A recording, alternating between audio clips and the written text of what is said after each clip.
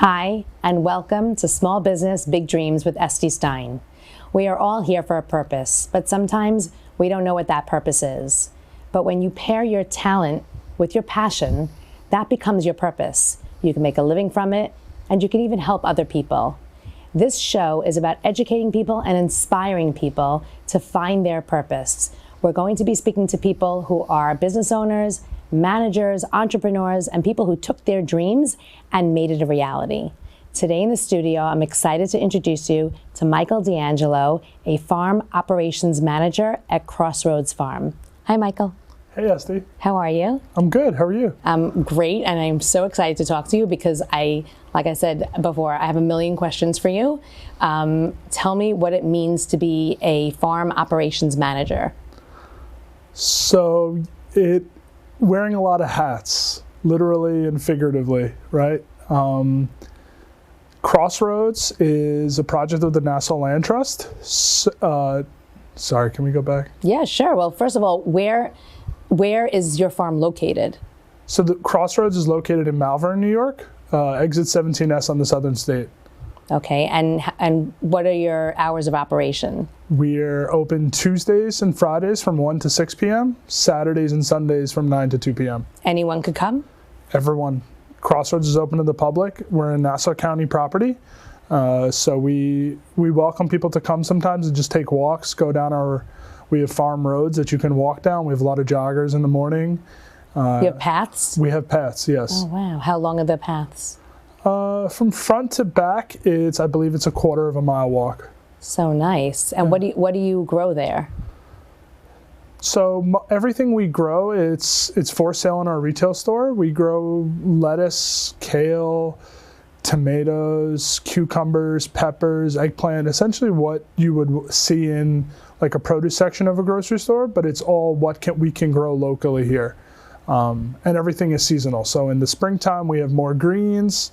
In the summertime now, like cucumbers and peppers and tomatoes are coming into season. And then in the fall, it's mostly like potatoes, sweet potatoes, winter squash, corn, stuff like that. Wow. And did you say it was all organic? So we are organic certified. So we're USDA organic certified. Is that difficult? Like, how is that different from regular when you say organic certified? So we have to pass a rigorous certification process. So we have to buy all of our seeds and all of our supplies are organic certified. We get inspected once a year announced and then once a year unannounced. So an inspector just shows up and they check our store, they check our fields, they speak to our staff. It's quite thorough, and it really ensures that organic produce is what we say it is. I see. And how many people are on the staff? So we have 15 seasonal employees, and there's 4 of us that are full-time all season long. And how long have you been at the farm? This is my 4th year. Okay, and did you know you always you're a farmer? I'm a farmer. You're my first official farmer. Well, I've been to farms and I've bought stuff, but I've never actually met a farmer. Well, nice to meet you. So nice to meet you. Did you always know you wanted to be a farmer? I always knew I loved growing food. Like we were talking about, my family, I'm Irish and Italian, and growing and cooking and sharing food with your family and your friends is like such a passion, and it really, I think it calls to all of us, and I think everyone really, it's special and it's cool how it's like an intrinsic value in all of us, and some of us don't know it, but once you start to do it, it really feels good to be able to share that with other people. And was your grandfather, did he own a farm? Like, how did this come about for you? So all of my grandparents came here. So my father's parents came here from Italy, and my mother's parents came here from Ireland. All of their parents would have been farmers. So everyone in the old country were farmers. When they came, most of them were involved in construction, like many immigrant families. And you said they came after World War II? They all moved here after World War II. So my great-grandfather and my grandfather came from Italy. They came together as a family. Where'd they settle? In Brooklyn, East New York. Didn't we all? Yes. The Irish side of my family actually settled in the 5 towns. Interesting. They moved to Cedarhurst. Wow, that's interesting. Yes, right on Columbia Avenue. I know it well. Yeah, they were working their 9 to 5s, doing what they needed to do to supply, to provide for their families. But having a garden and growing food, especially the food that is culturally important to us, was something that they always did, and it's something that I was raised with. My grandmother is still alive. She just turned 92. That's amazing. On my Irish side, we grow and garden together, and my Italian parents, we grow and garden together and still. Did the Irish side and the Italian side, did they grow different things? Yes. So on the Irish side, obviously potatoes are famous, right? But crops that grow really well in Ireland are cabbage, onions, kale, lettuce grows really well. So hardy vegetables. Hardy vegetables, carrots, things that can be kept over the winter. And in Italy, it's mostly the summer crops that are so famous, like tomatoes and zucchini, cucumbers, peppers. We all have like those special peppers that we love to have. Everyone loves fried zucchini flowers. That's like such a special thing in the beginning in June. And garlic. So did you growing up here, did your parents have a garden in the backyard? Oh yeah, always. So I see. So you grew up with it. I grew up growing. Yeah, I think I have a photograph that's on some of my socials, and I was about 4 years old, and my grandfather was handing me tomatoes, and it's like a really cool, and always in gardens where it was like a backyard jungle where there was just vines and plants growing all around you, and going out harvesting and then immediately going into the kitchen and preparing and cooking and enjoying. So when you went to school or college, if you went, did you study agriculture? So I never studied agriculture. My educational background in college, I actually moved to Ireland to go to school. So I'm a dual citizen. I have an Irish passport, and college was free there. So I went to college there and I studied civil engineering. College is free for everyone there? College is free for Irish citizens. Irish citizens, wow. Yeah. So is that why you went, or you just were curious about Ireland, or both? I always visited. So my summers growing up are always at family farms in Ireland. I stayed at one farm particularly. They were a dairy farm. I always helped out on the dairy farm growing up. All the cousins did. And me and my cousins used to always talk, and they were my age, and they said, "Why come here to go to college? Come to college with us." And I studied civil engineering there, and it's interesting, but I use a lot of what I learned in school working a farm. How so? Can you explain it to me? So one of the things I think that is misconstrued about farmers is how versatile you have to be, how much you have to know about irrigation, so that's water, so that's engineering, land maintenance, mechanical engineering, how all the equipment works and how to repair it. And you have to do all of that on the farm? We do all of it. So whether it's repairing and maintaining our equipment, fixing our water pipes that are under the ground, and fixing the barn, so construction projects, farmers do pretty much everything. Anything that happens on a farm is done by the farmers, yes. Wow. How do you keep animals out? So we're located in the South Shore of Nassau County, like I said, in Malverne. So we're lucky. We don't have a deer problem where we're located. Deer are one of the #1 causes of crop destruction for farmers on Long Island. So most people have deer fencing. We don't have that. Our biggest problem are rabbits. There's been a huge surge in the rabbit population. I think everyone has almost seen that happen. This morning on my walk, 50,000 rabbits, but do they just go for the carrots, or do they go for other vegetables too? They leave the carrots alone, funnily enough. Seriously. They're the biggest problem kind of like in early spring when they're coming out of hibernation and there's not a lot growing because they're hungry. So they go after mostly like tender greens. We use some organic fertilizers that kind of have smells that kind of throw them off. But we kind of just have to take them into account, and they're a cute attraction. A lot of the kids who come to visit the farm like to see them. Now, speaking about the kids coming to the farm, you had mentioned earlier, and I want to hear about it because your farm does a lot of things, not just grow the vegetables and sell them, but you have a lot of events there. Can you speak about that a little bit? So small farms in the United States and honestly around the world, you can't survive just growing produce alone. You've seen it mostly, everybody knows about festivals and events and things like that. So it's one of the terms that it's called is agro-tourism. So our three-pronged approach is growing in our farm store, events, community-based events, and our education programming. So we have a really robust education program. Tell me about it. Lot of field trips, a lot of kids come down. We host spring, summer, and fall programs from 18 months old right up until 13 years old. Is it a one-off class? They come with a teacher? How does it work? So the spring, summer, and fall programs, they're called Sow to Grow. They're all 6 weeks long. You always have the same teacher. My daughter, she's 5 years old, Lily. She's in the class. She actually is going to be going to class this evening.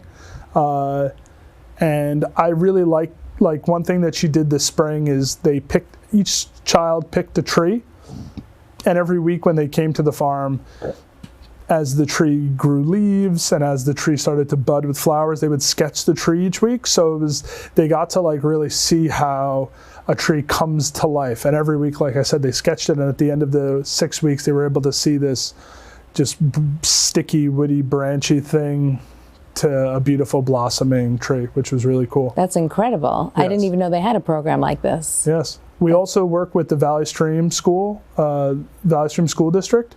So every fourth grader in the entire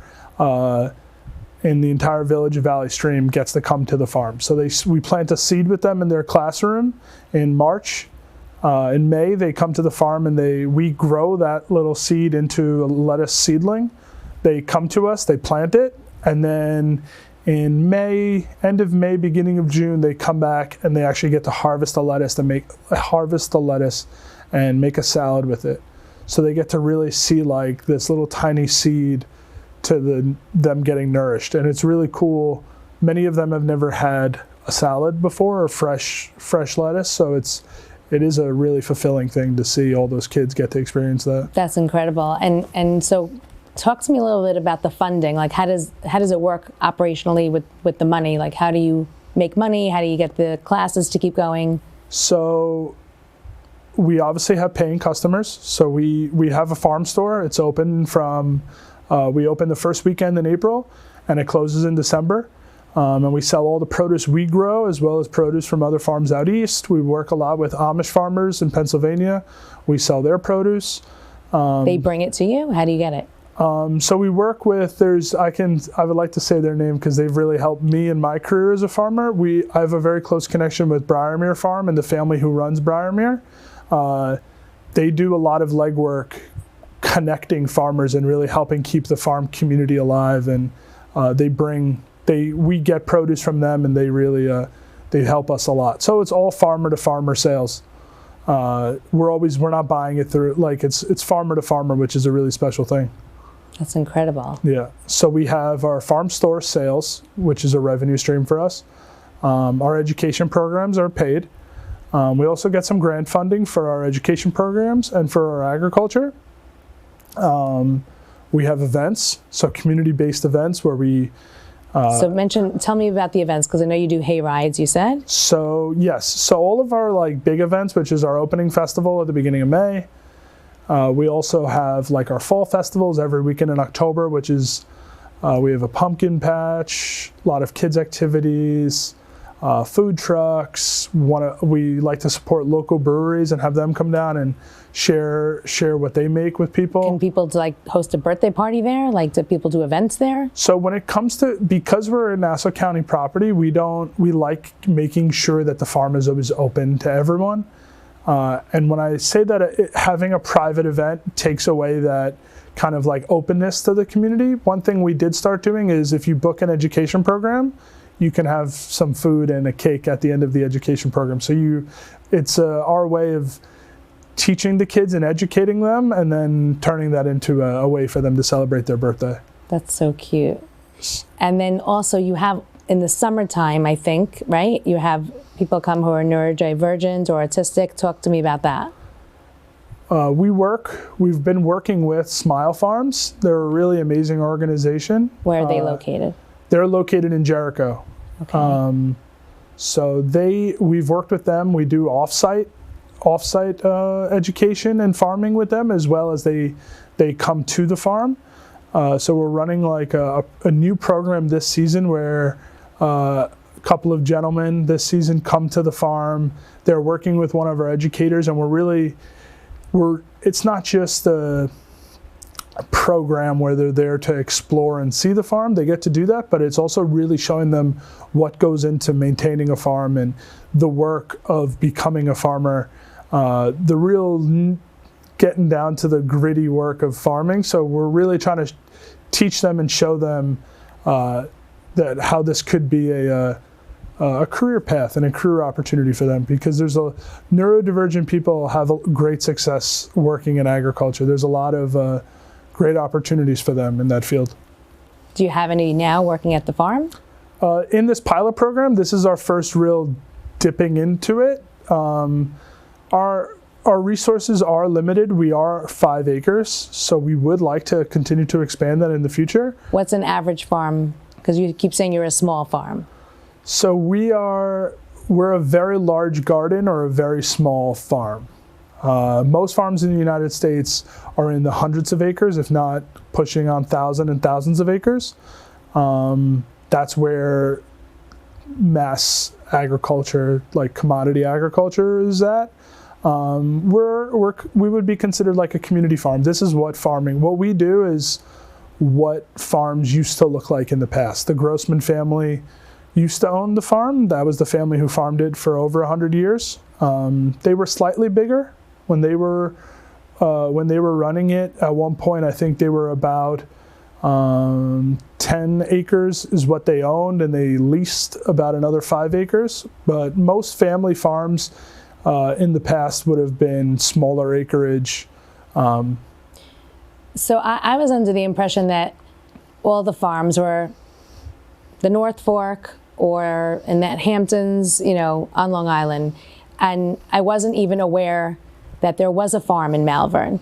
So were there other farms? I mean, was all of Long Island farms and then they just all went away and this is the only one that lasted? Like, how did that go? Yes, so all of Long Island was farms, where actually most of your homes are built on some of the most fertile land probably in the United States. Long Island was created by a glacier, like we know, and a lot of mineral deposits. Our soil here is considered sandy loam, so it's rich in organic materials, but it also has sand, so it's good draining soil. So like the farmland here on Long Island was highly sought after. It's very easy to grow in. Like upstate, it's very rocky. Down here, it's really great soil. So everyone's homes used to be farms. A lot of homes here on Long Island would have been farms. The Grossman family were a holdout. They did not conform. They stuck it out and they kept farming way after many families sold their farms to developers. The last Grossman passed away in the early 2000s. His name was George Grossman. And the family was looking for what was the next step of the farm, what was the future of the farm. And Nassau County and the Nassau Land Trust, which is the not-for-profit 501c3 that I work for, between them and the village of Malverne, they all kind of came together in the Grossman family to purchase the farm and save it. So Grossman's farm, Crossroads Farm at Grossman's, is saved in perpetuity. So it can never be developed. That's beautiful. Yeah. And how did they find you, or how did you find them? So I've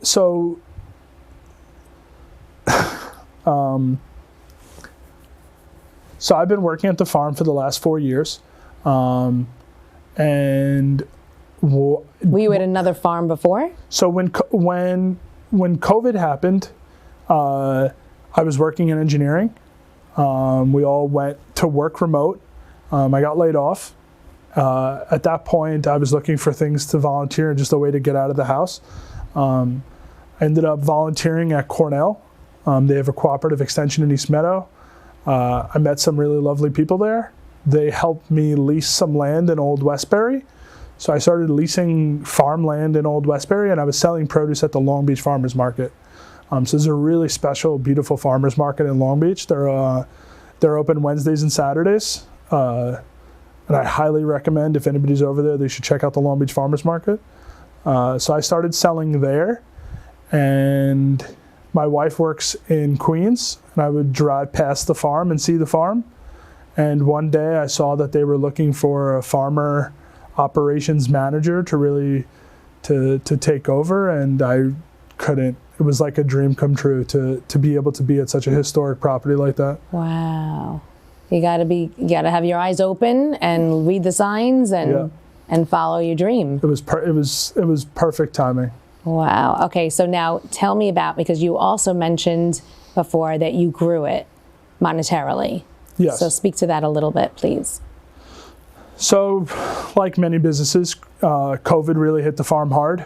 And like I was saying, the land trust has only had the farm since about 2010. So agriculture is hard. Farming is hard. There's a reason why a lot of farms are going out of business. And when I took over, I really saw how important it was to really welcome the community. I was lucky. The mayor of Malverne was recently elected. He had great childhood experiences. He grew up in Malverne. What's his name? Tim Sullivan, Mayor Timothy Sullivan. I met him very shortly after I started, and he told me all the stories of him and his grandparents and growing up around the farm, and how much he wanted to see the farm prosper again. With help from him, help from the county. Our county legislator at the time was legislator Bill Gaylor. We also had our board. We kind of had like a rejuvenated board. We had a few new board members. The National Land Trust is managed by a volunteer board of trustees. It was perfect timing, I think a lot of the stars aligned. A lot of the right people were involved at the perfect time. I'm young, and I had the vigor to sink myself into it, and really, my wife supports me a lot and wanted to see it flourish as well. And yeah, we've really grown the farm exponentially over the last 4 years. We've been able to do renovations on the barn. We've completely renovated our glass greenhouse. That's a beautiful Victorian glass greenhouse. New irrigation systems, new in the field greenhouse that we grow all of our tomatoes in now. We've got new materials. We got a new tractor. We've really been and that's the best part about working for a not-for-profit. I don't have a board that takes from the farm. All this great traction we built up, all of it's been reinvested right back into the farm, and that's reinvesting it back into the community. It's incredible. What would you say is what was the biggest driver in driving revenue for you? Our events. I think in the past, people weren't coming to the farm as much. So the farm store, when I started, we cut back a day. The farm used to be open Friday, Saturday, Sunday. We closed on Sundays. So only being open 2 days was my first move, to really focus on those 2 days and really hone in the retail side of things. My second year, we opened a midweek day. That's when we opened on Tuesdays. And now this last year, now we're open on Sundays again. And so our Sunday, which was a day we had to get rid of because it was not profitable, is now busier than our Saturday was 5 years ago. And is that because you run events on Sundays? What do you? We have events on Sundays, but just, I think growing more produce and working with more farms, really just tapping into the network of farmers and bringing people back together. Being very vocal in the community, where we're a member of the Chamber of Commerce. We work with the Malverne Civic Association. We work with the Malverne trustees very closely. Just talking and getting out there, like just that was the big thing for me. Just saying hello to people and being a presence. And what time do you get up in the morning? That's a good question. It all depends on the season. One of the most beautiful parts about farming is the seasons. So with sunrise, I sleep with my I sleep with my curtains open. So you organically wake up when it gets light out? Yeah. Wow. But that also means I sleep real late in the winter too. So you're like a bear. Yes, my wife calls me a bear, so that's a good. I hibernate. Farmers tend to hibernate in the winter. People say, "What do we do in the winter?" And I tell them we sleep. We rest, we recharge, and we get ready to hit the ground running in the spring. But yeah, typically with sunrise, the official start to the farm day when staff and everyone starts arriving is about 8. And then once again, the rest of the staff typically leaves around 5:30, 6. So a really good typical farm day is between and this is without an event happening, is like a 10 hour day is like a typical farm day. Is it difficult with the weather? Like it's hot outside, is it difficult to be out there? Our bodies acclimate to the weather surprisingly well. Like those days where it was over 95, that's unbearable. No one's outside in that weather. So there's always stuff to do inside, organize stuff, plant seeds for our greenhouse, but we'll do that in the shade. People talk about how the weather has been changing over the years, and we see it. It's bizarre. You know, I see it every day. This spring has been so dry, and then in May there was like one day that it was like 40 in the mid to low 40s in May.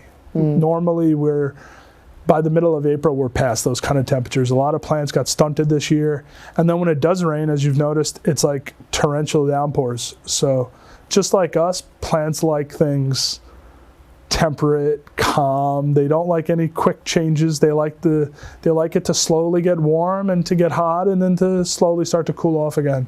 Well, I look forward to seeing you on the farm. I would love to come and bring the film crew and show everybody the farm. So do you have any events coming up, Michael, that you want to tell us about before we finish our session? Yes. We have a beautiful event coming up. We host it every year, and it's the biggest fundraiser for our farm. It's our Farm to Table Benefit Dinner. It's going to be on September 17th. That's a Thursday. It's an amazing way to come down, see the farm, meet the staff. All of us are there. Enjoy the fruits of our labor. All the food that's Is it during the day or at night? It's typically from 6 to 9:30. It's a dinner, so people come down. We'll have local beverages, nice glass of wine. This year it's Mediterranean themed. We work with local restaurants and local catering companies to take our produce and to really put out a beautiful spread for the community. And so how does somebody sign up for that? So we just put out our save the date. So like I said, September 17th.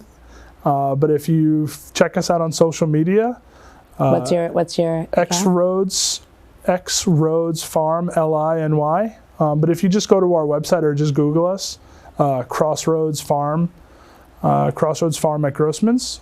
But if you Google us, you'll find us. And if you go to our website, we have an events section on our website that you can check it out. That sounds incredible, and I look forward to coming and seeing what you guys are doing. And thanks again for coming, Michael. Thank you, Estee.